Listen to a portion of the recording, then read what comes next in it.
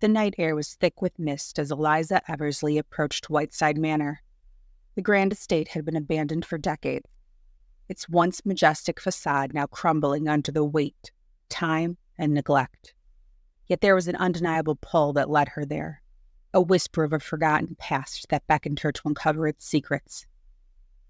Eliza was no stranger to the macabre. As a renowned writer of Gothic fiction, she had spent years delving into the darkest corners of human imagination, but nothing could have prepared her for the haunting allure of Whiteside Manor. It was said that the manor was cursed, that anyone who dared to cross its threshold was doomed to suffer a fate worse than death. Eliza had heard the stories, the hushed whispers of villagers who spoke of restless spirits and vengeful apparitions. But she was undeterred.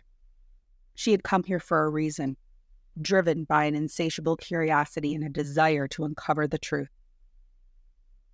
The massive iron gates creaked open as she pushed against them, the sound echoing through the silent night.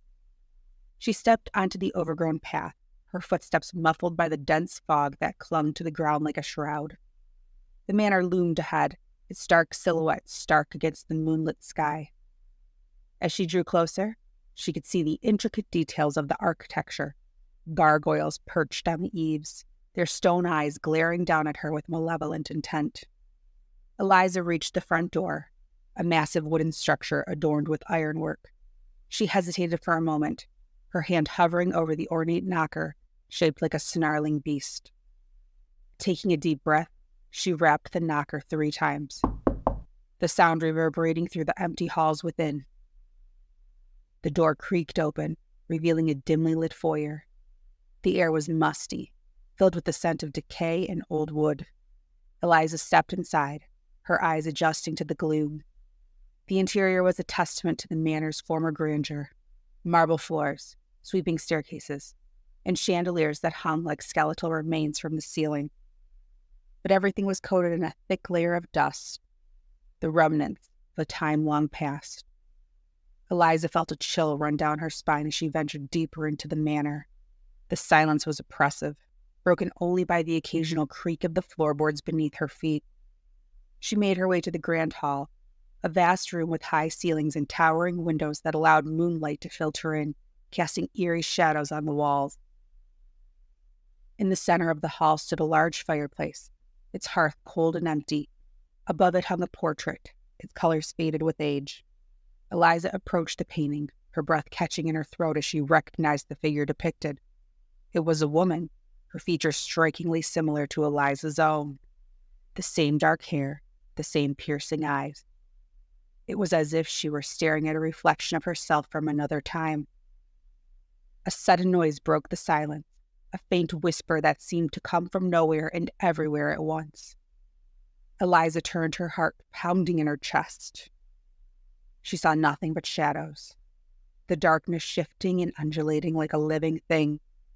She took a step back, her eyes scanning the room for any sign of movement. "Who's there?" she called out. Her voice was trembling. There was no response, only the echo of her words bouncing off the walls.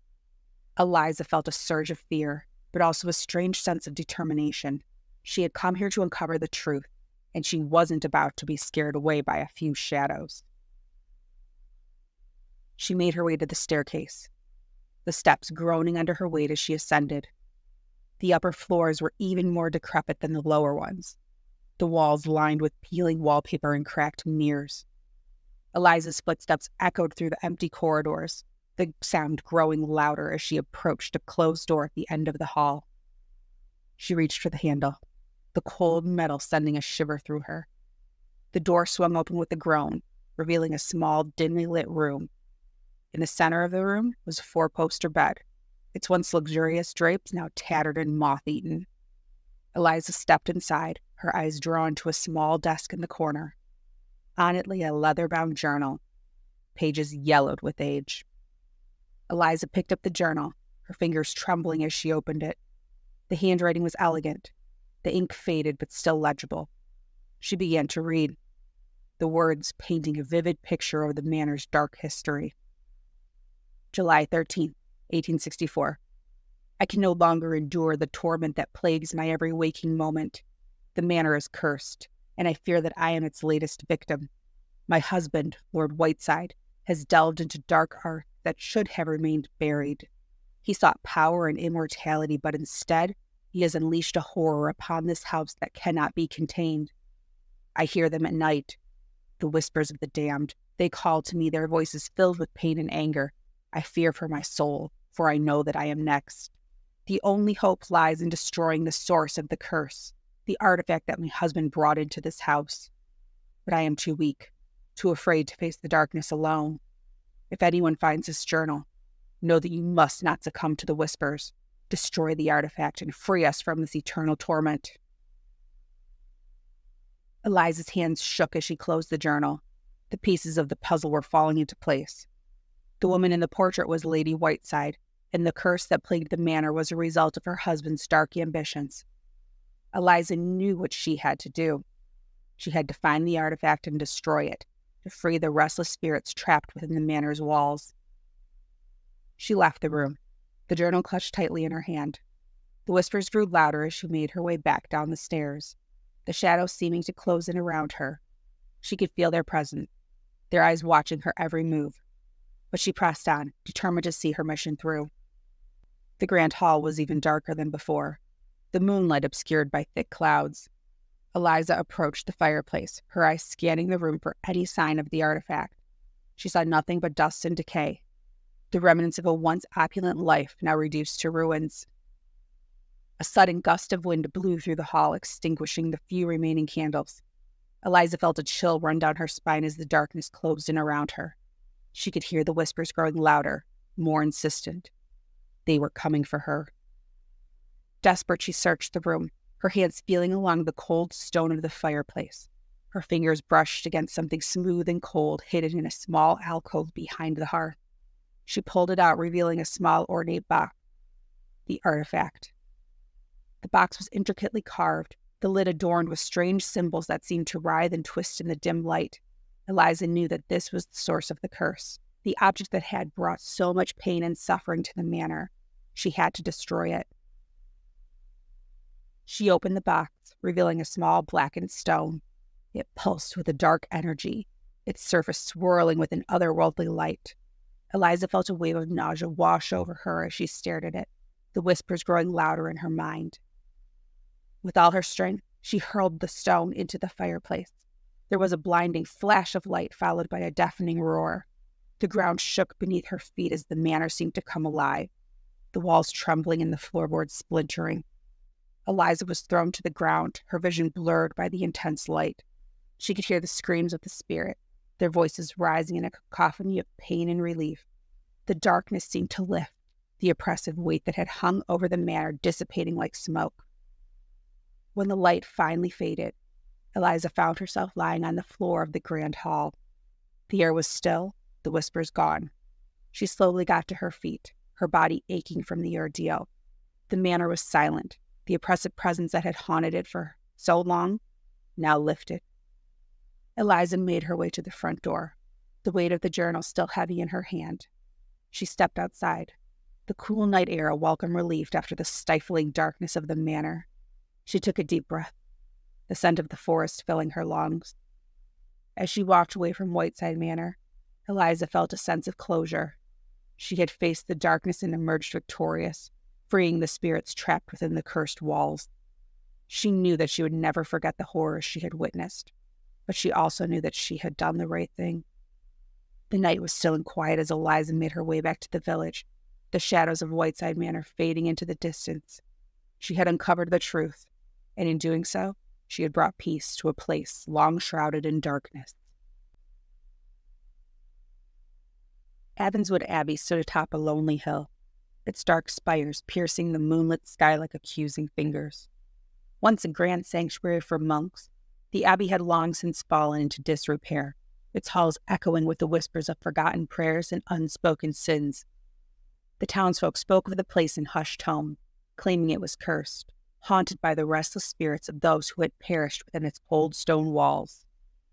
Arthur Jemdock, a scholar of the occult, was no stranger to such stories. Driven by a thirst for knowledge and a desire to uncover the truth behind the legends, he arrived at the Abbey one stormy evening, his carriage struggling up the muddy path. He had heard tales of the Abbey's dark past, of rituals, sacrifices. He was determined to document its history for his latest book. The heavy wooden doors of the Abbey creaked open as Arthur pushed against them, the sound swallowed by the howling wind outside. He stepped into the dimly lit nave, the flickering light from his lantern casting long, eerie shadows on the crumbling walls. The air was thick with the scent of mildew and decay, the silence broken only by the distant rumble of thunder. As Arthur ventured deeper into the Abbey, he couldn't shake the feeling that he was being watched. The eyes of long-dead monks seemed to follow him from the faded frescoes that adorned the walls, their expressions a mix of sorrow and accusation. He set up camp in what had once been the library, its shelves now empty, save for a few moldy tomes that had miraculously survived the ravages of time. He spent the first few days exploring the Abbey, carefully documenting his findings. The more he uncovered, the more he became convinced that the tales of the Abbey's dark history were rooted in truth. He found evidence of secret passages and hidden chambers, the remnants of ancient rituals that hinted at a cult that had once thrived within these walls. One night, as Arthur pored over an old manuscript, he heard a faint whispering sound. He looked up, his heart pounding in his chest. The room was empty, the only light coming from the guttering candles on the table. He strained his ears, trying to catch the source of the sound. It seemed to be coming from the direction of the crypt, a place he had yet to explore.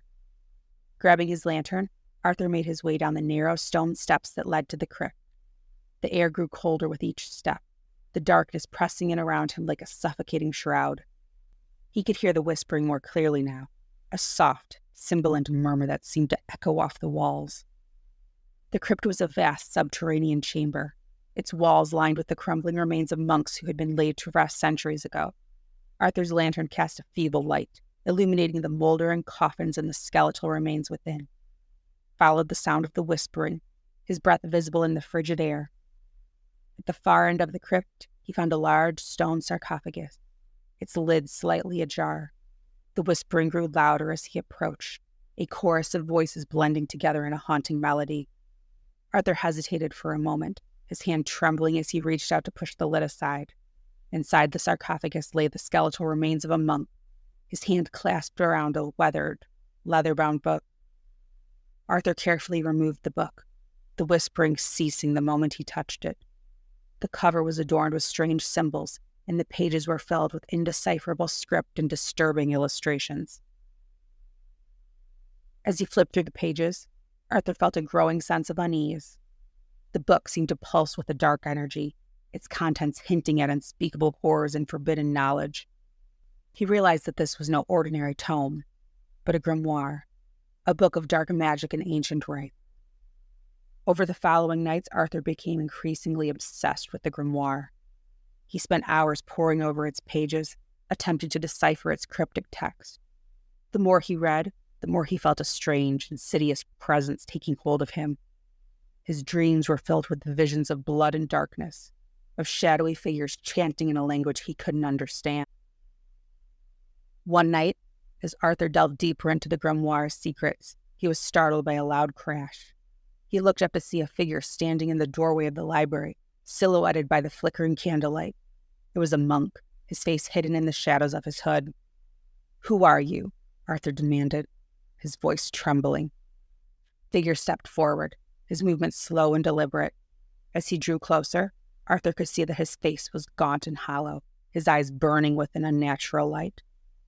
"You should not have come here," the monk said, his voice a low, echoing rasp. "The secrets of Avonswood Abbey are not meant for the living." Arthur tried to respond, but his voice caught in his throat.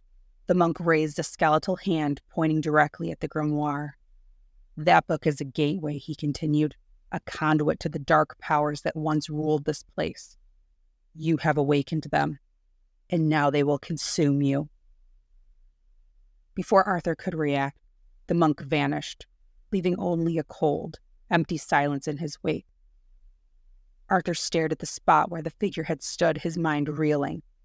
He knew he had to leave the Abbey, but he also knew that the knowledge contained within the grimoire was too valuable to abandon.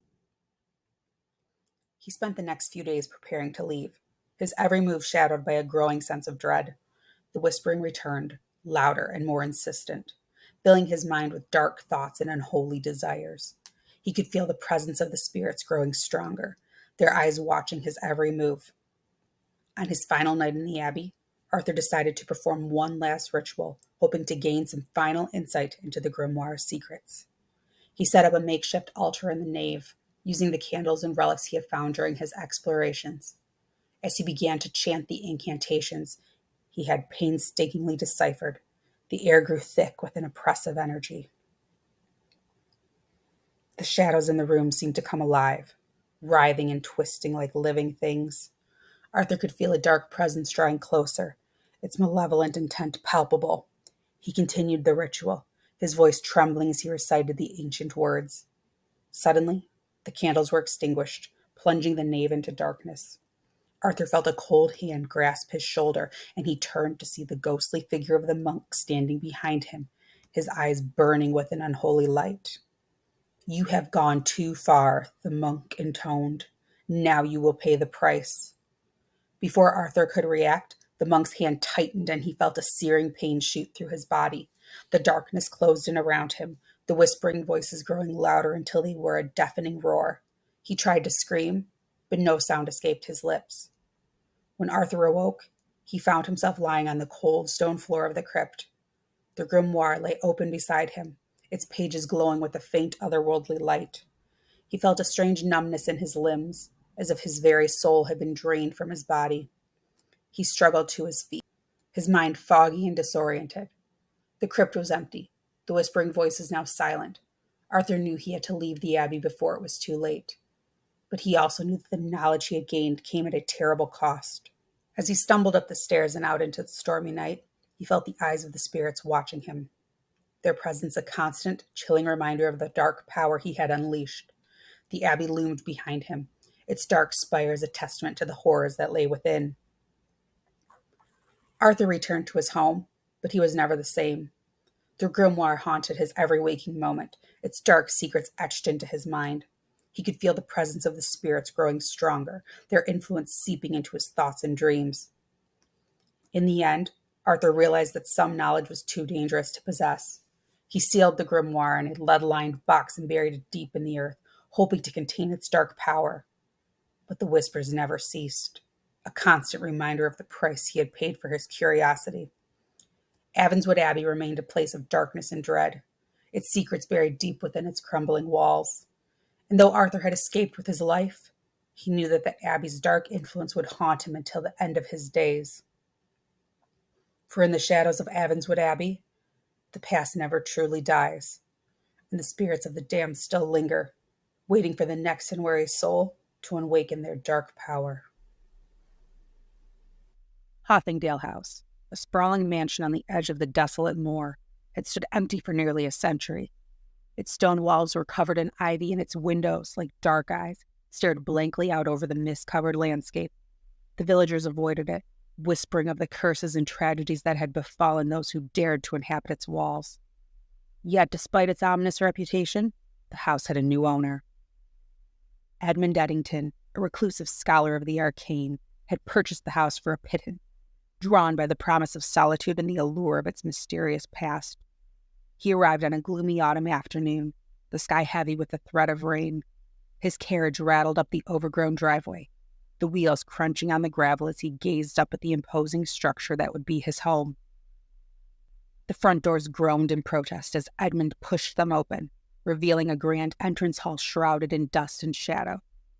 The air was thick with the scent of decay, and the only sound was the distant drip of water from a leaky roof.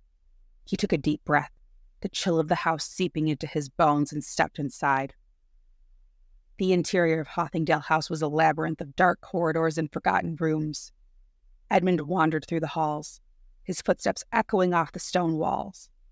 He marveled at the remnants of the house's former grandeur, ornate woodwork, faded tapestries, and crumbling statues that seemed to watch his every move.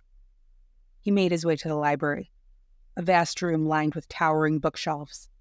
Many of the volumes had been lost to time and neglect, their pages yellowed and brittle. But there were still treasures to be found. ancient tomes and grimoires filled with knowledge that had been forgotten by the outside world. This was where Edmund intended to spend most of his time, delving into the secrets of the past and furthering his studies. As night fell, the house seemed to come alive with the sounds of creaking wood and whispering drafts. Edmund settled into his study, a small room adjacent to the library, and lit a fire in the hearth. He unpacked his belongings, placing his books and research materials on the desk. The flickering light of the fire cast dancing shadows on the walls, and Edmund couldn't shake the feeling that he was being watched. The first few weeks passed uneventfully. Edmund spent his days reading and writing, exploring the house only when he needed a break from his studies. He found the solitude invigorating, the silence a welcome reprieve from the chaos of the outside world. But as time went on, strange things began to happen. It started with small, almost imperceptible occurrences. Books would be moved from their shelves.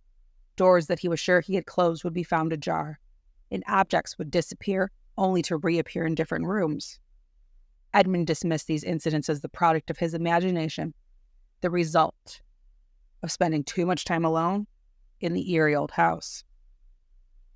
But then, the dreams began. Every night Edmund was plagued by vivid, unsettling dreams. He found himself wandering the halls of Hawthingdale House, the walls closing in around him as he chased shadows and echoes of voices he couldn't quite hear. The dreams grew more intense with each passing night, leaving him exhausted and on edge. One evening, as he sat by the fire, Edmund heard a faint tapping sound coming from the far corner of the room. He turned, his eyes straining to see in the dim light. There was nothing there. He dismissed it as the house settling, but the tapping continued, growing louder and more insistent. He rose from his chair and approached the corner, the sound growing louder with each step. As he reached out to touch the wall, the tapping ceased, and he felt a cold, invisible hand brush against his own. He recoiled in shock, stumbling back and nearly knocking over a candlestick. His heart raced as he scanned the room, but there was no one there. He was alone. Shaken, he returned to his chair, his mind racing with thoughts of ghosts and restless spirit. He had read enough to know that such phenomena were not to be taken lightly. Determined to get to the bottom of the mystery, Edmund decided to investigate the history of Hawthingdale House. He spent the next few days poring over old records and documents, piecing together the tragic story of the house and its former inhabitant. The house had been built in the late 18th century by Jonathan Hawthingdale, a wealthy merchant with a dark reputation. It was said that he had made his fortune through dubious means and that he dabbled in the occult. The house had been the scene of numerous unexplained deaths and disappearances, and many believed it was cursed. Edmund learned of Jonathan's daughter Emmeline, a beautiful young woman who had mysteriously vanished one stormy night. Her disappearance had been the subject of much speculation and gossip, and it was widely believed that her father had been involved. Jonathan himself had died shortly after, under mysterious circumstances, and the house had been abandoned ever since. Determined to find out what had happened to Emmeline, Edmund delved deeper into the house's secrets. He scoured every room, every hidden passage, searching for clues. It was in the attic, a dusty, forgotten space filled with old furniture and cobwebs, that he made his most startling discovery. Behind a large, rotting wardrobe, Edmund found a small door, barely visible in the dim light. He pushed it open, revealing a narrow staircase that led down into the darkness. Lantern in hand, he descended the steps, his heart pounding in his chest. The staircase led to a hidden chamber, a room that had been untouched for decades. The air was thick with dust, and the walls were lined with shelves filled with strange artifacts and occult paraphernalia. In the center of the room stood an altar, covered in symbols and runes that Edmund recognized from his studies. But it was the figure lying on the altar that drew his attention. A skeleton, draped in tattered remnants of a dress, its bony fingers clutching a locket. Edmund approached the altar, his lantern casting eerie shadows on the walls. He reached out and gently pried the locket from the skeleton's grasp. Inside the locket was a small portrait of a young woman, Emmeline Hawthingdale. Edmund felt a chill run down his spine as he realized the truth. Emmeline had been sacrificed, her life taken in some dark ritual. Her spirit was the one haunting the house, trapped in a limbo between life and death. As he stood there, the temperature in the room seemed to drop, and he felt a cold presence behind him. He turned to see the ghostly figure of a young woman, her eyes filled with sorrow and longing. "Help me," she whispered, her voice barely audible. Edmund's heart ached with sympathy. He knew he had to find a way to free her spirit, put an end to the curse that had plagued Hothingdale House for so long. He spent the next few days studying the artifacts in the hidden chamber, searching for a way to break the spell that bound Emmeline's spirit. He discovered an ancient ritual, a rite of purification that could cleanse the house of its dark energy and release the trapped souls. The ritual required several rare ingredients, which Edmund managed to procure through his extensive network of contacts in the occult community. On the night of the full moon, Edmund prepared for the ritual. He set up an altar in the grand entrance hall, placing the necessary ingredients and artifacts in their proper positions. He lit candles and incense, the flickering flames casting eerie shadows on the walls. As he began to chant the ancient incantations, the air grew thick with an oppressive energy. The house seemed to tremble, the walls closing in around him, as if the very structure were resisting his effort. But Edmund pressed on, his voice growing stronger and more confident with each verse.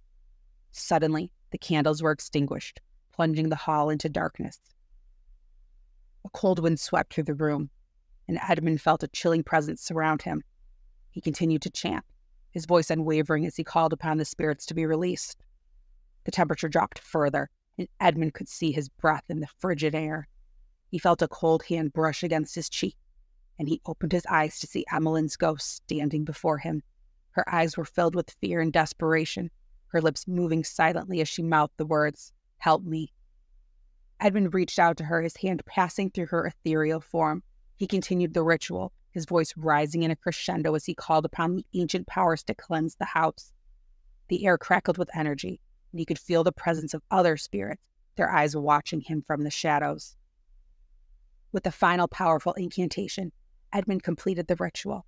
A blinding light filled the room, and he felt a surge of energy wash over him. The house seemed to shudder, and he heard the sound of distant voices crying out in relief. When the light faded, the hall was silent. The oppressive presence that had plagued the house was gone, and the air felt lighter, purer. Edmund looked around, his eyes adjusting to the dim light. Emmeline's ghost was nowhere to be seen, and he knew that her spirit had been freed. Exhausted but triumphant, Edmund collapsed into a nearby chair. He had done it. He had broken the curse and freed the trapped souls of Hothingdale House. The house, once a place of darkness and despair, now felt peaceful, its haunted past finally laid to rest. Over the following months, Edmund continued his work, documenting the history of Hothingdale House and the ritual that had freed its spirits. He received numerous visitors, scholars, and curious individuals alike, all eager to hear the tale of how Hothingdale House had been cleansed of its dark past. Edmund became somewhat of a local legend, known not only for his scholarly pursuits, but also for his bravery in confronting the supernatural. However, the peace that had settled over Hothingdale House was not to last.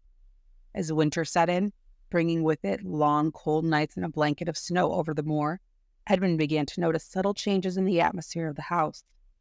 The sense of calm that had followed the ritual started to fray at the edges, replaced by a growing tension that he couldn't quite explain. It began with the return of the dreams. Vivid and unsettling, they were more intense than ever before. Edmund found himself wandering the darkened halls of the house, pursued by shadowy figures and echoing whispers. He would wake in a cold sweat, the lingering sense of dread clinging to him like a shroud. Then the tapping sound returned, louder and more insistent. It echoed through the house at all hours of the day and night. No longer confined to the study, it seemed to follow him wherever he went, a constant reminder that something was not right. Determined to uncover the source of the disturbances, Edmund redoubled his efforts. He spent hours each day exploring the house, searching for any clue that might explain the return of the supernatural phenomena. He consulted his books and corresponded with other scholars, but the answers eluded him. One stormy night, as the wind howled outside and the tapping sound reached a fever pitch, Edmund decided to return to the hidden chamber beneath the attic. He hoped that revisiting the place where he had first encountered Emmeline's spirit might provide some insight into the new disturbances. Lantern in hand, He climbed the narrow staircase and made his way to the hidden door. As he descended into the chamber, the air grew colder, and he felt the now familiar presence of the supernatural pressing in around him. The room was exactly as he had left it, the artifacts and symbols undisturbed. Edmund approached the altar where Emmeline's skeleton had lain, now gone to its proper resting place. He examined the surrounding shelves, looking for anything he might have missed before. As he reached for an old, dust-covered book, a sudden gust of wind extinguished his lantern, plunging the room into darkness. He fumbled for matches, his hands trembling, and managed to relight the lantern. As the light flickered back to life, he saw something that made his blood run cold. On the wall behind the altar, written in what appeared to be blood, was a single word: beware. Edmund stepped back, his mind racing. Who or what could have left such a message? The ritual had freed Emmeline's spirit, of that he was certain. But it seemed that something else had been awakened, something far more malevolent. In the days that followed, the disturbances grew more frequent and violent. Objects were thrown across rooms, doors slammed shut with deafening force, and the tapping sound evolved into a cacophony of banging and crashing that seemed to come from all directions at once. Edmund began to fear for his safety, but his determination to uncover the truth kept him rooted to the spot. One night, as he sat by the fire, the room suddenly grew unbearably cold. The flames in the hearth flickered and then died out, leaving him in darkness. He felt a cold hand on his shoulder and turned to see a shadowy figure looming over him. It was not Emmeline, but something darker, more menacing. The figure spoke, its voice a harsh whisper that seemed to cut through the silence like a knife. You should have left well enough alone, Edmund Eddington. This house is ours, and we will not be banished so easily. Before Edmund could respond, the figure vanished, leaving him alone in the darkness. He knew that he was dealing with a force far more powerful than he had anticipated. The ritual had indeed freed Emmeline's spirit, but it had also unleashed something far more sinister. Determined to put an end to the haunting once and for all, Edmund decided to perform another ritual, one that would banish the dark spirits from Hawthingdale House forever. He knew it would be dangerous, but he was willing to risk everything to save the house and himself from the malevolent force that had taken hold. He spent days preparing, gathering the necessary ingredients and studying the ancient text. The ritual would require him to confront the spirits directly, to face their wrath and command them to leave. He steeled himself for the challenge, knowing that failure was not an option. On the night of the new moon, when the darkness was at its most complete, Edmund began the ritual. He set up an altar in the grand entrance hall, placing the artifacts and ingredients in their proper positions. He lit candles and incense, the flickering flames casting eerie shadows on the walls. As he began the incantations, the air grew thick with an oppressive energy. The house seemed to tremble, the walls closing in around him as if the very structure were resisting his efforts. But Edmund pressed on, his voice growing stronger and more confident with each verse. Suddenly, the candles were extinguished, plunging the hall into darkness. A cold wind swept through the room, and Edmund felt a chilling presence surround him. He continued the chant, his voice unwavering as he called upon the spirits to be banished. The temperature dropped further, and Edmund could see his breath in the frigid air. He felt a cold hand brush against his cheek, and he opened his eyes to see the shadowy figure standing before him once more. Its eyes burned with an unholy light, and its presence seemed to suck the very warmth from the room. You are a foolish mortal, Edmund Eddington, the figure hissed. You cannot banish us. This house is ours, and you will never be free of us. Edmund's voice wavered, but he continued the ritual, his determination unwavering. He called upon the ancient powers, demanding that the spirits be banished from the house. The air crackled with energy, and he could feel the presence of other spirits, their eyes watching him from the shadows. With the final powerful incantation, Edmund completed the ritual. A blinding light filled the room, and he felt a surge of energy wash over him. The house seemed to shudder, and he heard the sound of distant voices crying out in pain and anger. When the light faded, the hall was silent. The oppressive presence that had plagued the house was gone, and the air felt lighter, purer. Edmund looked around, his eyes adjusting to the dim light. The shadowy figure was nowhere to be seen, and he knew that the dark spirits had been banished. Edmund collapsed in his bed, his mind reeling. He had freed Hothingdale House from the malevolent spirits that had haunted it for so long. The house was finally free of the past. Moving forward, Edmund continued his work, and more visitors came to hear the tale of how the house had been cleansed of its dark past. But the house remained empty, a silent sentinel on the edge of the moor. Edmund, though freed of the immediate threat of the spirits, could never shake the feeling that he was being watched, that the shadows held secrets he had yet to uncover. He continued his studies, delving deeper into the mysteries of the occult, but always with a sense of caution. He knew that some knowledge was too dangerous to possess, and that the darkness could never be fully banished. But he also knew that he had faced the unknown and emerged victorious, and that Hothingdale House would forever be a testament to his courage and determination. And so, Edmund Eddington lived out his days in the sprawling mansion, a solitary guardian of its secret, ever watchful for the return of the unseen hand that had once held him in its grasp. Farson Moor, a decaying estate perched precariously on the edge of a cliff overlooking the tumultuous sea, had a dark history that was whispered about in hushed tones among the villagers. It was said that the house had been cursed ever since its construction in the early 17th century, a place where shadows moved with a life of their own, and whispers filled the air even when no one was around. Despite these rumors, the estate had remained in the hands of the Farson Moor family for generations, its secrets guarded closely within its crumbling walls. Fiona Farson Moor, the last surviving member of the once grand family, returned to Farson Moor after receiving news of her father's mysterious death. A writer by profession, Fiona had spent most of her adult life in the city, far from the eerie estate where she had grown up. Her childhood memories of the place were filled with unease, and she had vowed never to return. With her father's passing, she had no choice but to confront the past she had tried so hard to forget. Fiona arrived at Farson Moor on a stormy evening, the wind howling through the trees and the sea crashing violently against the cliff. The carriage that brought her to the estate rattled to a stop at the front gate, and she stepped out, pulling her coat tightly around her against the biting cold. The house loomed before her, its windows like dark, empty eyes staring out into the night. She pushed open the heavy iron gate, the hinges creaking in protest, and made her way up the overgrown path to the front door. The house had fallen into disrepair since her last visit, ivy climbing the walls and cracks marring the stone facade. With a deep breath, Fiona pushed open the front door and stepped inside. The interior was just as she remembered, dark, musty, and filled with an oppressive silence. The air was thick with the scent of decay, and the flickering light from her lantern cast eerie shadows on the walls. She made her way through the grand entrance hall, past the faded portraits of her ancestors to the drawing room where her father had been found. The room was in disarray, the furniture overturned and papers scattered across the floor. Her father's lifeless body had been discovered by the servant, lying in the center of the room with a look of sheer terror frozen on his face.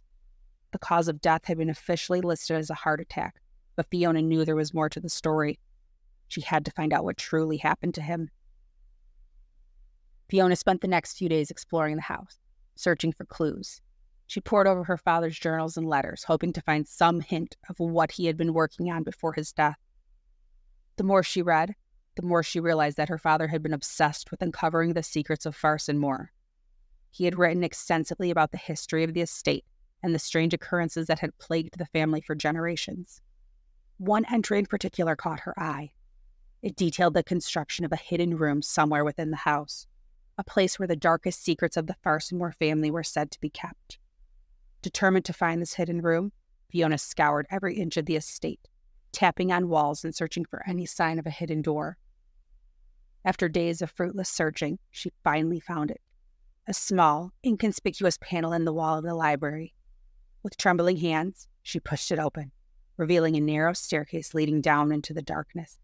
Lantern in hand, she descended the steps, her heart pounding in her chest. The staircase led to a small, dimly lit chamber. The walls were lined with shelves filled with old books and strange artifacts, and in the center of the room stood a large wooden chest. Fiona approached the chest, her lantern casting long shadows on the walls, and lifted the lid. Inside, she found a collection of old documents and letters, along with several ancient-looking tomes bound in leather. She picked up one of the books and began to read, her eyes widening as she realized what she had stumbled upon. The book detailed dark rituals and forbidden knowledge, passed down through the generations of the Farsenmore family. It spoke of summoning spirits and communing with the dead, of bargains struck with otherworldly entities in exchange for power and wealth. As Fiona read, a cold chill swept through the room, and she felt a presence behind her. She turned, her lantern casting a dim light on the shadowy figure standing in the doorway. It was a woman, her face pale and gaunt, her eyes dark and hollow. "Who are you?" Fiona demanded. The woman did not respond. Instead, she pointed to the book in Fiona's hands, her expression one of sorrow and desperation. Fiona glanced down at the book, then back at the woman. "Are you one of the spirits that my father wrote about?" The woman nodded, her eyes filled with an ancient pain. Fiona's mind raced as she tried to make sense of what was happening. "What do you want from me?" The woman pointed to the chest, then to Fiona as if urging her to continue reading. Fiona hesitated, then turned back to the book. As she read further, she discovered a passage detailing a ritual that could break the curse that had plagued the Farsenmore family for centuries. It required the blood of the last surviving member of the family, her own blood. Fiona's heart pounded as she realized what she had to do.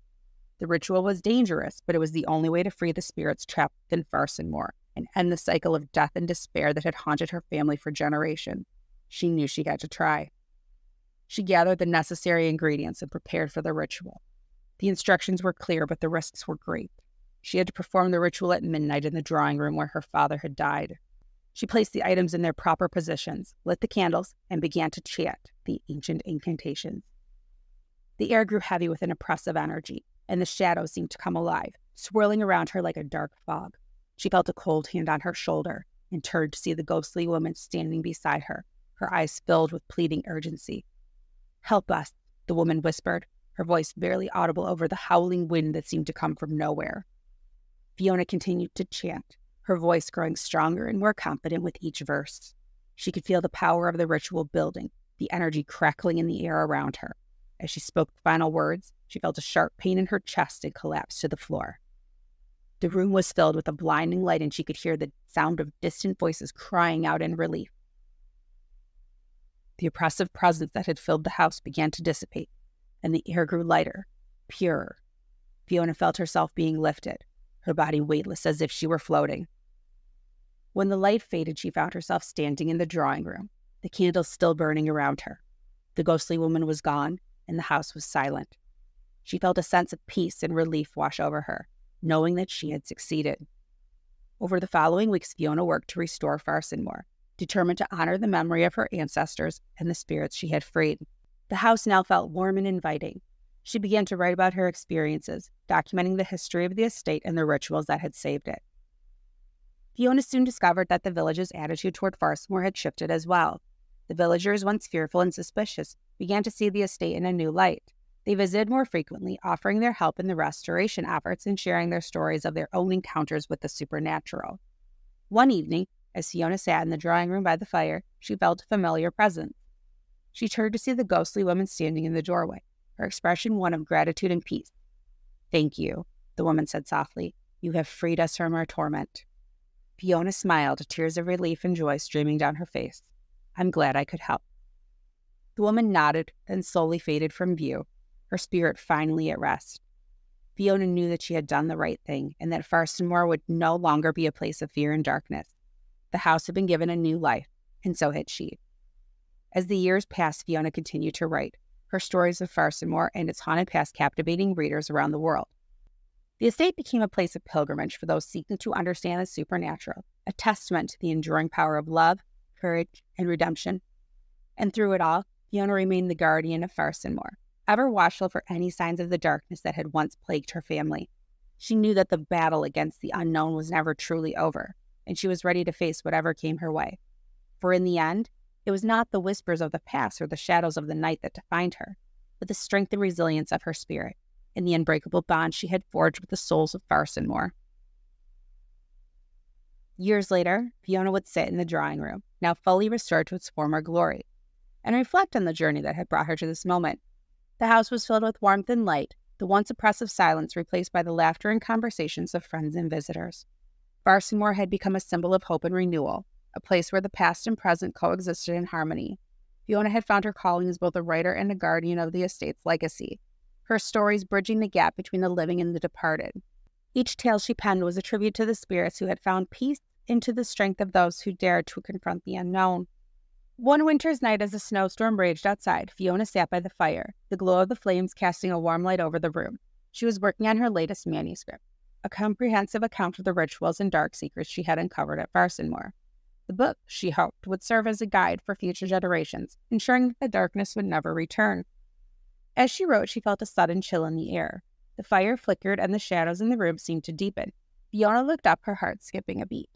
Standing by the window was a figure shrouded in the darkness, its features obscured by the night. "Who are you?" Fiona called out, her voice steady despite the fear that gripped her heart. The figure stepped forward, the light from the fire illuminating its face. It was a man, his expression stern and somber. Fiona recognized him from the portraits that lined the walls of the grand entrance hall. It was her ancestor, Lord Nathaniel Farsenmoor, the original owner of Farsenmoor. "Fiona," he said, his voice echoing with a timeless resonance. "You have done well to cleanse this house of its torment. There is one final task that remains." Fiona rose from her chair, her eyes locked on the apparition. "What task? What more must I do?" Nathaniel's gaze softened, a look of deep sorrow crossing his features. The curse that plagued our family was not born of this world alone. It was the result of a pact, a bargain struck in desperation and greed. The entity that granted our family its power still lingers, waiting for an opportunity to return. Fiona felt a chill run down her spine. What must I do to ensure it never comes back? Nathaniel gestured toward the hidden chamber beneath the library, where Fiona had first discovered the dark rituals. There is an artifact, a relic of the past hidden in the chamber. It must be destroyed. Only then can the curse be truly broken. Fiona nodded, determination filling her heart. "I will do it." Nathaniel's form began to fade, his final words lingering in the air. "Be careful, Fiona. The entity will not give up its hold easily. You must be strong." The room grew warm once more, the fire crackling in the hearth. Fiona gathered her courage and made her way to the library. She opened the hidden panel and descended the narrow staircase, her lantern casting a dim light on the stone wall. In the chamber, she searched the shelves and the chest, her hands trembling as she moved aside ancient books and artifacts. Finally, she found it. A small box covered in strange symbols and bound with iron chain. She could feel the dark energy emanating from it, a malevolent presence that seemed to pulse with life of its own. Fiona carried the box up to the drawing room, where she placed it on the hearth. She knew that destroying it would be dangerous, but she was prepared to face whatever came. She gathered the necessary tools, an iron hammer and a sacred dagger, both blessed by the village priest for this very purpose. As she raised the hammer to strike the box, a shadowy figure appeared before her. It was the entity, a dark, formless mass with eyes that burned like embers. "You cannot destroy me," it hissed, its voice filled with malice. "I am bound to this family, to this house. Your efforts are futile." Fiona steeled herself, gripping the hammer tightly. "You have no power here. Your hold on this house ends tonight." The entity lunged at her, its shadowy form wrapping around her like a suffocating shroud. Fiona struggled against it, gasping for breath as she brought the hammer down on the box. The iron chains shattered and the box burst open, releasing a torrent of dark energy. The entity screamed, its form disintegrating in the blinding light that filled the room. Fiona staggered back, shielding her eyes from the brilliance. The dark energy swirled around her, then dissipated into the air, leaving a palpable sense of relief in its wake. When the light faded, the box lay in pieces on the hearth, the malevolent presence gone. Fiona collapsed to the floor, exhausted but feeling victorious. She had done it. The curse was broken and Farsenmoor was free. In the days that followed, the atmosphere of the house changed completely. The oppressive shadows were gone, replaced by a sense of peace and serenity. The villagers, sensing the change, came to celebrate with Fiona, bringing gifts and sharing their stories of their own ancestors' encounters with the supernatural. Fiona continued to write, her books becoming bestsellers and drawing visitors from far and wide to Farsenmoor. The estate became a beacon of hope and renewal. Fiona's story and that of her ancestors inspired countless others to confront their own fears and seek out the truth. As she sat in the drawing room one evening, a knock at the door startled her. She opened it to find a young woman standing on the doorstep, her eyes filled with a familiar determination. "Miss Farsenmoor?" the woman asked, her voice trembling with excitement. "I'm a writer, and I've come to learn about Farsenmore. Your stories have inspired me, and I want to document the history of this incredible place." Fiona smiled, stepping aside to let the woman in. "Please come in. I'd be happy to share everything I know." As they sat by the fire, Fiona recounted the tales of her ancestors, the rituals, and the ultimate victory over the dark entity that had haunted Farsenmore for centuries. The young writer listened intently, her eyes wide with fascination. And so the legacy of Farsamore continued, its stories passed down through generations, a testament to the enduring power of courage, love, and the human spirit. Fiona knew that as long as the tales were told, the house would remain a place of light and hope, its dark past forever vanquished by the strength of those who dared to confront it.